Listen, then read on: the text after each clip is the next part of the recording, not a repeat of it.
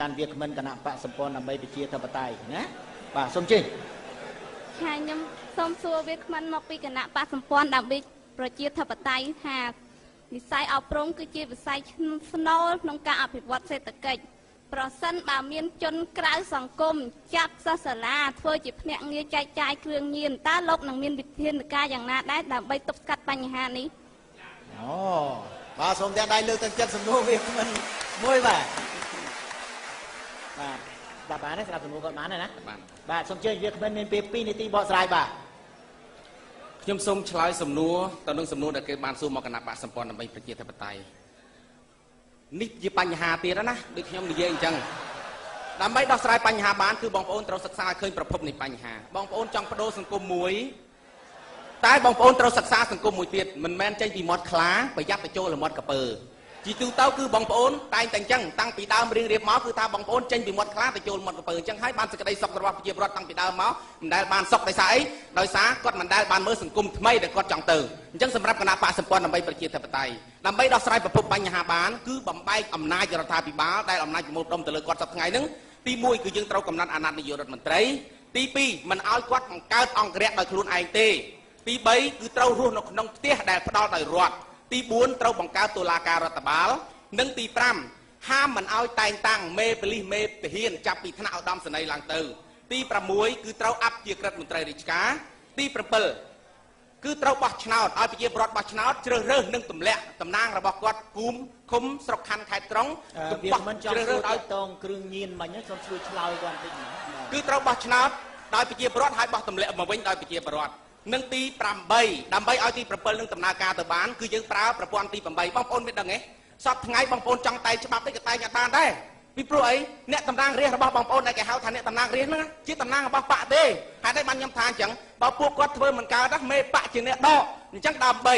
យើងរំដោះអ្នកតំណាងរាស្ត្រហ្នឹងចេញពីកញ្ញាំរបស់មេបកមកវិញបានណាគឺឲ្យប្រជាពលរដ្ឋបោះឆ្នោតចំមុខគាត់ហើយនឹងអានឹងបោះឆ្នោតជ្រើសចំមុខហើយនឹងបោះទម្លាក់មកវិញក៏ប៉ុន្តែសប្តាហ៍ថ្ងៃបងប្អូនបោះឆ្នោតទៅឲ្យបកបងប្អូនមានដឹងទេចែកចាយគ្រឿងញៀនទៅឯណាទៅដែលគាត់ចង់ដឹងបាទសូមជួយបង្វិលមកចូលពីសំណួរវិញអញ្ចឹងខ្ញុំចង់ប្រាប់បងប្អូនថាដើម្បីអនុវត្តច្បាប់មិនបានមិនជាបញ្ហាណាជាបញ្ហាតើទៅត្រូវធ្វើឲ្យប្រព័ន្ធអប់រំនឹងមិនណាឧទាហរណ៍ប្រសិនបើតំណាងរាស្ត្រសូមអរគុណបាទអរគុណបាទខ្ញុំសូមលើកទឹកចិត្តដល់វាគ្មិនយើងទាំងអស់មេត្តាផ្ដោតទៅលើប្រធានបទតិចទេណាព្រោះប្រធានបទរបស់យើងគឺតាក់ទងនឹងការអប់រំហើយនឹងការងារបាទ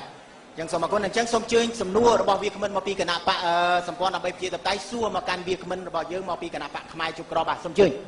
ខ្ញុំចង់សួរថាបញ្ហាយើងឃើញហើយសពបែបសពយ៉ាងទាំងអស់គ្នានៅក្នុងប្រទេសរបស់យើងខ្ញុំចង់ស្ងាត់តិចទេណាបាទខ្ញុំចង់សួរថាតើប្រភពបញ្ហាមកពីណាប្រភព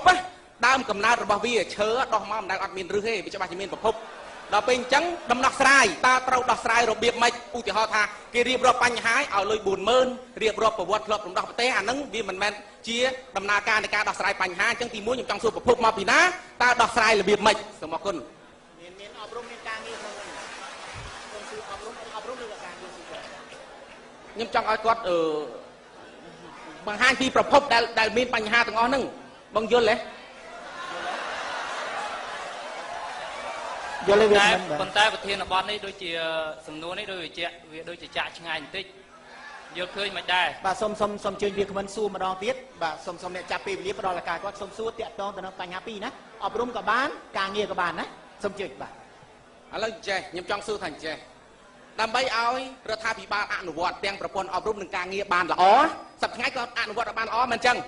ខ្ញុំចង់សួរថាតើប្រភពដែលយើងដោះស្រាយទៅឲ្យគាត់ធ្វើអានឹងឲ្យយើងបានណាប្រភពវាមកពីណាហើយត្រូវដោះស្រាយរបៀបម៉េចស្រាប់បានទេព្រោះបញ្ហាអប់រំមែនទេបាទអូខេប្រភពវាមកពីណាដើម្បីឲ្យរដ្ឋាភិបាលអនុវត្តអានឹងឲ្យយើងអូខេចឹងអប់រំណាអូខេគឺថាអីគេអាហ្នឹងយល់ហើយណាអូខេប្រភពនៃបញ្ហាអប់រំខ្ញុំសួរគាត់ចុងក្រោយគាត់ថាហ្នឹងអប់រំតោះជឿប្រភពនៃបញ្ហាបាទដែលដោះស្រាយមិនបានជាមួយបញ្ហាអប់រំតើវាមកពីប្រភពណាបាទសូមជើញបាទសូមអរគុណចំពោះសំណួរប្រភព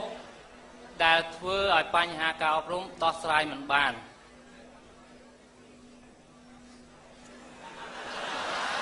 អរគុណចំពោះសំណើចគឺអំពើពុករលួយ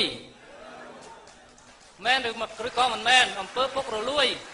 ពុករលួយពីលើរហូតមកដល់គ្រូដែលគាត់ជាមេតាបិតាទី2របស់យើងនេះដើម្បីជីវភាពក៏គាត់សុខចិត្តបង្កើតការបង្រៀនគួរក្រៅម៉ោងដើម្បីជីវភាពគាត់លក់នំក្នុងថ្នាក់គាត់ធ្វើនេះគាត់ធ្វើនោះគាត់កុបពីឯកសារក្នុងថ្នាក់មកពីស្អីភាពក្រីក្រយល់តែខ្លួនឯងមានប៉ុណ្ណាគ្រប់គ្រាន់ឬនៅមកពីមិនតាន់គ្រប់មិនតាន់គ្រាន់មិនតាន់ធូរមិនតាន់ធាទើបមានអំពើពុករលួយទើបតែងតែចង់បានអញ្ចឹងគណៈបកផ្នែកជក្រមកនេះគឺដើម្បីដោះស្រាយរាល់បញ្ហាទាំងអស់ពេលដែលយើងលុបបំបាត់អំពើពុករលួយបានទាំងអស់ហើយយើងលើកកម្ពស់ប្រព័ន្ធសិក្សាអប់រំដែលខ្ញុំបានជម្រាបពីខាងដើមរួចហើយមិនបាច់បញ្ជាក់ទេព្រោះពេលវេលាយើងតែ2នាទីបាទវាតិចមែនតើយើងនឹងឲ្យប្រព័ន្ធអប់រំសិក្សាសប្តាហ៍ថ្ងៃនេះមិនមែនប្រឡងធ្លាក់មួយមុខវិជ្ជាបន្ទុកធ្លាក់ទៅឲ្យធ្លាក់ទៀតនោះទេជាពិសេសគឺប្រឡងបាក់ឌុបយើងបដូរឲ្យដូចការសិក្សាដោយសហរដ្ឋអាមេរិកចឹងធ្លាក់មុខវិជ្ជាណាគឺប្រឡងសងមុខវិជ្ជាហ្នឹងអញ្ចឹងយើងនៅតែបានទៅធ្វើការយើងនៅតែបានទៅរៀននៅបន្តយើងគ្រាន់តែមករៀនសងនៅមុខវិជ្ជាដែលយើងរៀនធ្លាក់តែប៉ុណ្ណោះវាល្អឬក៏មិនល្អសម្រាប់ទាំងអស់គ្នាសួរតែភ័យព្រួយឬអត់នៅពេលដែលកំពុងតែសិក្សានេះមិនដឹងថាខ្លួនឯងចប់ទៅធ្វើការតាមជំនាញឬអត់ភ័យខ្ញុំក៏ជានិស្សិតដែរជាអតីតនិស្សិតដែរខ្ញុំក៏ធ្លាប់ធ្វើការមិនត្រូវការមុខជំនាញទម្រាំតែអាចទាញមកចំមុខជំនាញដែលខ្ញុំចង់បានដែលខ្ញុំរៀនដូចតែគ្នាទេបាទសូមអរគុណបាទឥឡូវវគ្គទី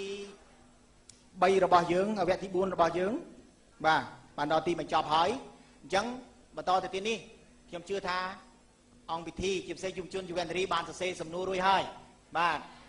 ដូចខ្ញុំនិយាយអញ្ចឹងសំណួរគឺទាក់ទងបញ្ហា2រកបញ្ហាឲ្យឃើញណាបាទបើថាអប់រំឲ្យច្បាស់ជាអប់រំបើថាការងារឲ្យច្បាស់ជាការងារតោះនេះទេណាឲ្យច្បាស់ហ្មងបាទបានអ្នកឆ្លើយគាត់ច្បាស់ដែរណាបាទអញ្ចឹងសូមជើញគណៈកម្មការដើរប្រមូលសំណួរសូមស្ដាប់មើលថាតើគណៈបករបស់លោកមានយុទ្ធសាស្ត្រអ្វីខ្លះដើម្បីពង្រីកលទ្ធភាពចូលរៀនដល់សិស្សនិស្សិតជាពិសេសសិស្សនិស្សិតក្រីក្រតាមជនបទបាទសូមទាក់ដៃអបអរសាទរសំណួរអ្នកសួរនេះមួយបាទបាទអញ្ចឹងដើម្បីកុំឲ្យខាតបើកប្រាក់ខែដល់លោកគ្រូអ្នកគ្រូឲ្យបានសមរម្យដើម្បីកុំឲ្យគាត់ទាលុយពីសិស្សថ្លៃបង់កដាស់ឯកសារលក់នំផ្សេងដែលជាហេតុធ្វើឲ្យកូនអ្នកក្របាក់ទឹកចិត្តនៅក្នុងការរៀនដូច្នេះយើងទាំងពន្យល់ប្រាប់លោកគ្រូអ្នកគ្រូអំពីក្រមសីលធម៌និងវិជ្ជាជីវៈជាគ្រូបង្រៀនចាសូមអរគុណបាទសូមអរគុណបាទសូមអរគុណចំពោះការឆ្លើយសំណួរតាក់ទងទៅនឹងអតីតគេហៅថាការអប់រំបាទឥឡូវនេះសំណួរនេះបានឈានមកដល់វាគ្មិនរបស់យើងមកពីគណៈបកសម្ព័ន្ធដើម្បីប្រជាធិបតេយ្យវាគ្មិនមានពេល2នាទីដើម្បីបកស្រាយបាទសូមជឿខ្ញុំសូមជម្រាបសួរបងប្អូនសាជាថ្មីម្ដងទៀតបងប្អូនណាពេលគេឲ្យរបស់មិនមែនពឺតែប្រយោទេគេសួរចេះតែไปឆ្លើយហ្មងអាសំណួរល្អមិនល្អមិនដឹងតែไปឆ្លើយហ្មងមានអ្នកខ្លះគេថាសំណួរល្អណាស់អាសំណួរអត់កើតទៅកាយផងចេះតែไปឆ្លើយហ្មងសម្រាប់គណៈបកសម្ព័ន្ធដើម្បីប្រជាធិបតេយ្យណាគឺយើងមកដើម្បីកែផ្នត់គំនិតប្រជាពលរដ្ឋដោយបងប្អូនឲ្យតែគេឲ្យសំណួរចេះឆ្លើយចឹងបានរដ្ឋាភិបាលសប្តាហ៍គេដាក់តំណាងបកមកចេះតែថាតំណាងរាស្ត្រតាមគេអញ្ចឹងសំខាន់ណាស់រឿងគេថាសំណួរល្អសំណួរអាក្រក់វាអត់សំខាន់ទេសំខាន់គឺបងប្អូនខ្លួនឯងនឹងឃើញថាសំណួរល្អឬអាក្រក់មែនអត់ឧទាហរណ៍ថាបងប្អូនចង់តកែគេ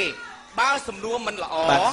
តើបងប្អូនឆ្លើយសំណួរនឹងដើម្បីឲ្យគេវង្វេងទៅតាមការបកស្រាយរបស់យើងយ៉ាងម៉េចទៅបើសំណួរមិនល្អបងប្អូនណាដែលជាអ្នកកែគេបងប្អូនជួយប្រាប់គេថាសំណួរនឹងមិនល្អទេសំណួរនឹងល្អខ្ញុំឆ្លងឆ្លើយតែចេះសំណួរនឹងវាអត់មានចំណេះដឹងអីទៅដល់ប្រជាពលរដ្ឋទេដូចគ្នាជាមួយនឹងអ្នកចូលរួមក៏ត្រូវតែមានតម្លៃរបស់អ្នកចូលរួមអ្នកឡើងនិយាយក៏ត្រូវតែមានតម្លៃរបស់អ្នកឡើងនិយាយអ្នកឡើងនិយាយអ្នកនិយាយបង្ហាញអំពីការយល់ដឹងរបស់អ្នកទៅឲ្យអ្នកស្ដាប់គេស្ដាប់មើលតែអ្នកចូលរួមខ្លួនឯងមានពេលខ្លះអ្នកចូលរួមអត់ថ្លៃធ្នូទៅទៀតពីព្រោះអីអត់ឲ្យតម្លៃខ្លួនឯងបើយើងមិនឲ្យតម្លៃខ្លួនឯងផងតើមានអ្នកណាគេឲ្យតម្លៃយើងអញ្ចឹងបានអ្នកនយោបាយគេមកតែបោកពួកយើងហ្នឹងពីព្រោះអីយើងអត់ឲ្យតម្លៃខ្លួនឯងហើយគេបោកនឹងសមបងប្អូនពីព្រោះអីយើងអត់ឲ្យតម្លៃខ្លួនឯងមានអ្នកណាគេឲ្យតម្លៃយើងសម្រាប់គណៈបកសម្ព័ន្ធដើម្បីប្រជាធិបតេយ្យមកគឺក្នុងន័យបែបហ្នឹង យើងចង់ប្រាប់បងប្អូនថាម៉េចទេនយោបាយមិនមែនជាមុខរបររកស៊ីទេនយោបាយគឺជាការជួយសុទ្ធសាធអ្នកនយោបាយមិនមែនមកធ្វើជំនួយទេគឺមកជួយសម្រាប់គណៈបកសម្ព័ន្ធដើម្បីប្រជាធិបតេយ្យណាយើងមកធ្វើនយោបាយមិនមែនដើម្បីសន្លឹកឆ្នោតទេគឺយើងមកជួយប្រសិនបើបងប្អូនយល់ឃើញថាត្រូវបាទសូមស្ងាត់តិចទេណាបាទសូមស្ងាត់តែប្រសិនបើបងប្អូនយល់ឃើញថាត្រូវទេបើបងប្អូនយល់ថាត្រឹមត្រូវហើយបាទសូមអរគុណបាទអស់ម៉ោងហើយបាទសំណួរសួរថាតើមូលហេតុអ្វីបានជាសិស្សនិស្សិតក្រោយពីបានបញ្ចប់ការសិក្សានៅមហាវិទ្យាល័យពិបាករកការងារធ្វើមួយគាត់មានសំណួរមួយទៀតការងារនឹងដែរអញ្ចឹងសូមឆ្លើយពីរជាប់គ្នាតែម្ដងទៅហេតុអ្វីបានជាបងប្អូនប្រជាពលរដ្ឋខ្មែរធ្វើចំណាក់ស្រុកទៅស្វែងរកការងារធ្វើនៅក្រៅប្រទេសបាទអញ្ចឹងភ្ជាប់ទាំងពីរនេះមួយនាទីឆ្លើយឲ្យលឺទៅហើយមួយនាទីទៀតឆ្លើយអាក្រមមកបាទសូមអរគុណបាទសូមជើញវាគ្មិនរបស់យើងគឺវាគ្មិនគណៈបកសម្ព័ន្ធដើម្បីប្រជាធិបតេយ្យវាគ្មិនមានពេល2នាទីដើម្បីបកស្រាយបាទខ្ញុំសូមជម្រាបសួរបងប្អូនសាជាថ្មីម្ដងទៀតបញ្ហាឬក៏សំណួរដែលគេលើកឡើងគឺជាបញ្ហាបាទសូមអត់ធ្មត់បន្តិចហើយបងប្អូនត្រូវដឹងថាបញ្ហាដោះស្រាយប្រទេសពេល2នាទីមិនអាចបកស្រាយបងប្អូនយល់បានទេអញ្ចឹងសម្រាប់គណៈបកសម្ព័ន្ធដើម្បីប្រជាធិបតេយ្យខ្ញុំចង់ប្រាប់ទៅបងប្អូនថាប្រសិនបើបងប្អូនចង់យល់ពីគោលនយោបាយរបស់គណៈបកសម្ព័ន្ធដើម្បីប្រជាធិបតេយ្យបានច្បាស់លាស់បងប្អូនស្ដាប់វិទ្យុសម្បុកឃ្មុំដែលផ្សាយម៉ោងពីម៉ោង2ទៅដល់ម៉ោង3រសៀលដែលបកស្រាយដោយលោកខឹមមេស្នាដែលជាប្រធានគណៈបកសម្ព័ន្ធដើម្បីប្រជាធិបតេយ្យជាក់ស្ដែងស្ថានភាពបច្ចុប្បន្ននេះគឺគណៈបកយើងបានផ្សាយជួលរថយន្តផ្សាយម៉ោងរហូតដល់ទៅ8ម៉ោងក្នុងមួយថ្ងៃអញ្ចឹងប្រសិនបើបងប្អូនចង់យល់ពីគោលនយោបាយរបស់គណៈបកសម្ព័ន្ធដើម្បីប្រជាធិបតេយ្យបានច្បាស់បងប្អូនតាមដានស្ដាប់វិទ្យុសម្បុកឃ្មុំដែលខ្ញុំរៀបរាប់មិញហ្នឹងត្រឡប់មកវិញខ្ញុំចង់ប្រាប់បងប្អូនអំពីខ្លឹមសាររបស់គណៈបកសម្ព័ន្ធដើម្បីប្រជាធិបតេយ្យគណៈបកសម្ព័ន្ធដើម្បីប្រជាធិបតេយ្យរបស់យើងបានកំណត់គោលដៅរួមមួយមានន័យថាអ្នកដែលយល់ពីគណៈបកសម្ព័ន្ធដើម្បីប្រជាធិបតេយ្យហើយគ្រប់គ្រងគំនិត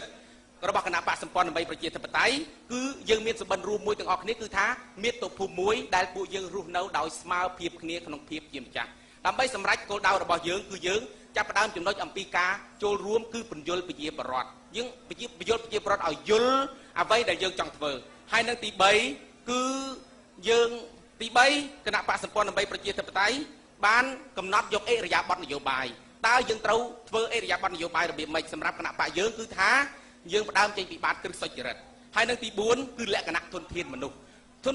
ដែលយើងមានបំណងជ្រើសរើសយកទៅធ្វើកិច្ចការហ្នឹងគឺជាមនុស្សដែលមានគុណសម្បត្តិ2ទី1គឺគុណសម្បត្តិបេះដូងមានន័យថាមានទឹកចិត្តចង់ជួយប្រទេសជាតិពិតប្រាកដហើយនឹងទី2មានទស្សនវិស័យភ្លឺថ្លា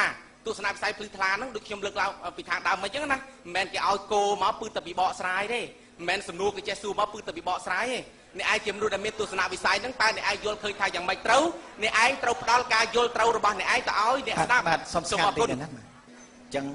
ជាបន្តទៅទៀតនេះសូមអញ្ជើញវាគ្មិនបុត្រសៀកនេវាគ្មិនមាន2នាទីដើម្បីមានមតិផ្ដាំផ្ញើចុងក្រោយបាទសូមអញ្ជើញបាទខ្ញុំសូមជម្រាបសួរបងប្អូនជាចុងក្រោយ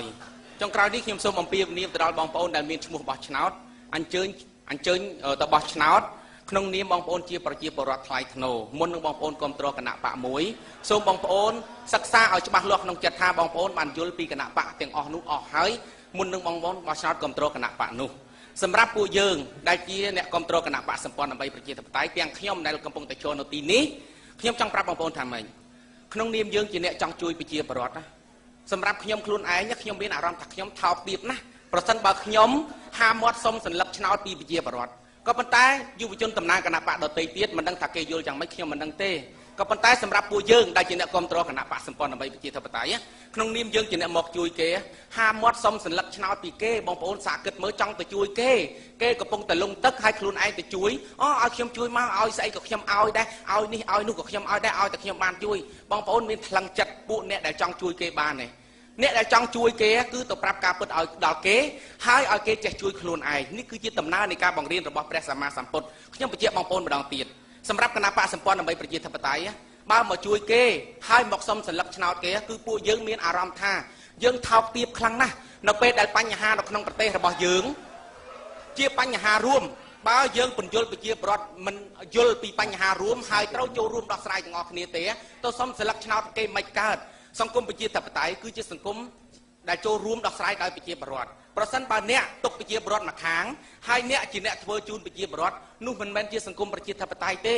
បើអ្នកធ្វើតែឯងហើយអ្នកទុកប្រជាពលរដ្ឋចោលមានន័យថាអ្នកមើលងាយកម្លាំងនៃការចូលរួមរបស់ប្រជាពលរដ្ឋខ្លាំងណាស់អញ្ចឹងហើយបានជាគណៈបកសម្ព័ន្ធដើម្បីប្រជាធិបតេយ្យមិនដែលហាមមាត់សុំសិលឹកឆ្នោតពីប្រជាពលរដ្ឋទេគ្រាន់តែប្រាប់បញ្ហាប្រភពបញ្ហាដំណោះស្រាយនិងសកម្មភាពជាក់ស្ដែងដែលពួកយើងធ្វើតែប៉ុណ្ណោះ